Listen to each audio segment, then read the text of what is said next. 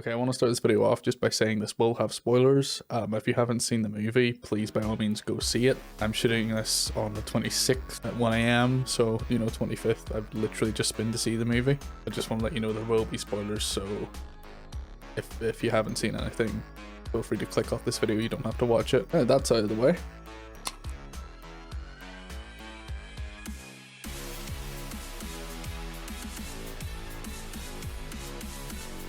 Hello.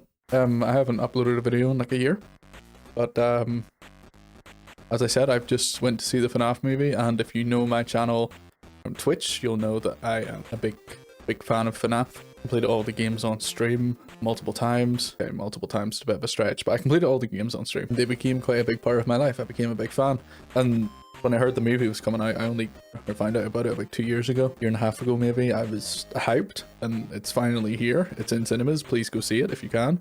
Now, I am gonna straight up say that the movie is great. Like, it is amazing. It's pretty much everything a fan could want. There are some things that are a little weird, but there is a certain mindset you have to go into this with. The movie doesn't follow the game lore. Like, it has the same characters and the same premise and like setup, but like it's completely different.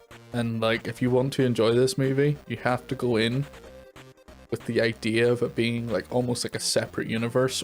I did that and I enjoyed it a lot, but the moment you don't do that, you will somewhat not like it because it doesn't make a lot of sense. Mike Schmidt is not the Mike Schmidt we know. He has a little sister. Vanessa is there, but it's not the Vanessa we know. William's there, but it's slightly different. The animatronics are there, but again, they're slightly different. Everything's just a little different. So the whole parallel universe thing is definitely a good idea.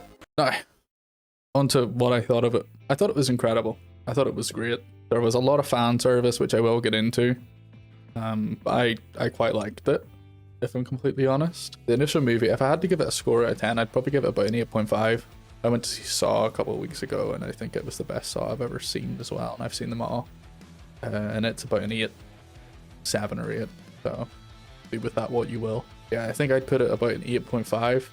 If you are a fan of the games, then it's just great to see, because obviously it's something we've wanted for years. I mean, me only being about 2 years, but still everyone else I know, all the main fans have wanted it for years and years.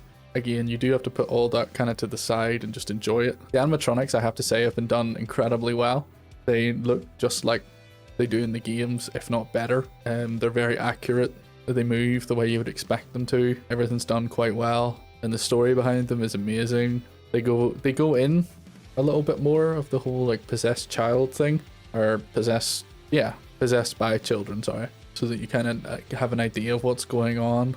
The idea that Abby can see everything and connect with them is quite cool, and Mike's backstory is awesome as well. It really kind of just brings everything together a little bit, and it creates a good overall story. Onto the fan service now. There's 3 things I noticed. First of all, Corey Kenshin, he was in the trailer as the taxi driver. It's Corey. Matt Pat, even though he said he wasn't going to be in it, he was in it as the fucking waiter at the diner, which was awesome. And he even says his signature, that's just a theory. You know, he goes on and he says that in the movie. It was awesome. And the final thing was they played the end credits song was Five Nights at Freddy's by the Living Tombstone, which I thought it would be. I had hoped so much that it would be, and it was insane, and I loved it. Yeah, it was amazing. Just finishing it off with that was like probably the peak. If you've seen it, you know what I'm talking about. If not, you shouldn't be watching this because you need to experience that. It was peak. It was so good. I loved it. I don't really know how to go into it as much right off the bat because I'm kind of still processing everything. I guess I'll go into like the bits I didn't like. And the only reason I didn't like them is because I came out of that whole, oh, it's a whole new universe. I went straight back into like this is FNAF, you know, like taking it from the game's lore. They had Vanessa and she looked exactly like original Vanessa, like the Vanessa we know. Obviously she's a police officer, not a security guard. But it turns out that she's William's daughter, and William stabs her. And I was kind of like, what? Like, it was cool, and it was great, but I was like, what the fuck? This doesn't make any sense. And then I kind of clocked right back in and was like, okay, this is different. It's not the FNAF I know. It's not fully the FNAF I know. It's different. And then I just accepted it again. I was fine with it. Another scene that made me feel like that was whenever Abby's little sister was hanging out with the animatronics, and they were all just like making a fort together. Vanessa was there too, and I was like, what? They're supposed to be evil. Why are they doing this? And you know, that I was like, this is not accurate. And then again, clocked out of that brain and was like, okay, just take it how it is. And then I did, and it was like, okay, it's actually good. This is fine. Actually, no, this makes 100% sense because the animatronics are supposed to be nice. They're supposed to be hanging out with the kids. So this actually makes more sense than I originally thought. But if you are a fan of FNAF, you will find yourself kind of questioning things like that, being like, what's happening? Why is this isn't right?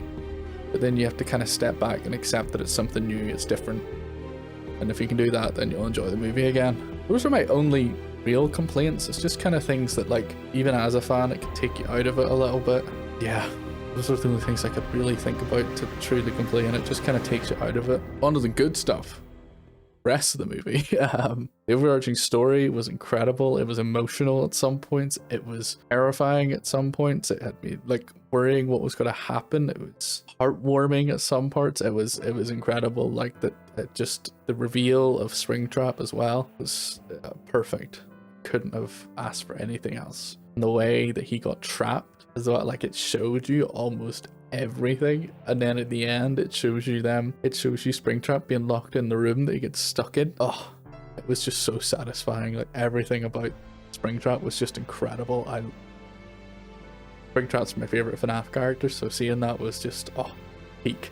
It was incredible. Someone they did really good justice to was Foxy. Every time he went into his hallway, he would hum his tune and then he'd just fucking sprint the whole way down, take out whoever's at the end of that hallway. It was brilliant. Like that stuff, they got accurate. The whole atmosphere was perfect. The monitors, the fan, even the empty cup with the straw, it was all accurate. Everything was perfect. Again, all the fan service, just ending with Living Tombstone, fucking Map Pat. I'm gonna guess there's a lot more references I missed because I'm not that tapped in with like FNAF YouTubers and stuff, but like I had enough. It made me happy. It made me very happy. Oh yeah, I almost forgot. I don't know if they'll do this in every cinema or every theater, but in our cinema, they started it off with a screen. I can probably put a picture on here. And there was someone standing at the bottom of the, like where the screen's at a desk. And then a girl came up and she took the microphone and was like, okay everyone, there's a prize. Whoever finds the cupcake plushie stuck to the chair wins or whatever. Everyone was looking for it. Someone found it and they got their Freddy Fazbear Funko Pop or whatever. And then they were like, we have a clip for you, and it just kept playing this creepy ass music. It literally sounded like when Springtrap is in the vent in FNAF 3. It sounded exactly like that. It was great.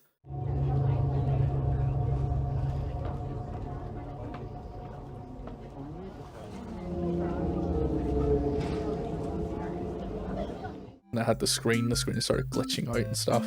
And then it glitched out really loud and it did a jump scare. And all you hear is, hello, hello. And it played all the original ones, like the original phone guy recordings from the game.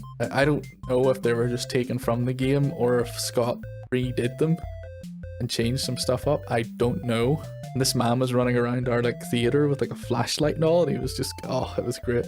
He kept going back and turning the phone on so we could hear it. The movie starts off as well with a kill right away with a man that just a security guard, like a regular security guard. I'm gonna guess it's phone guy. I'm not 100% certain. It also kind of looks like Scott. I don't know if it is Scott. Just it kind of reminded me of Scott. I don't think it is, because Scott I don't think is in this movie. And I'm just going off like my own memory of what I saw. I've almost completely forgot the start of the movie already, so but yeah, it was awesome. I highly recommend it, even if you're not a fan. I went with my cousin who's not a fan.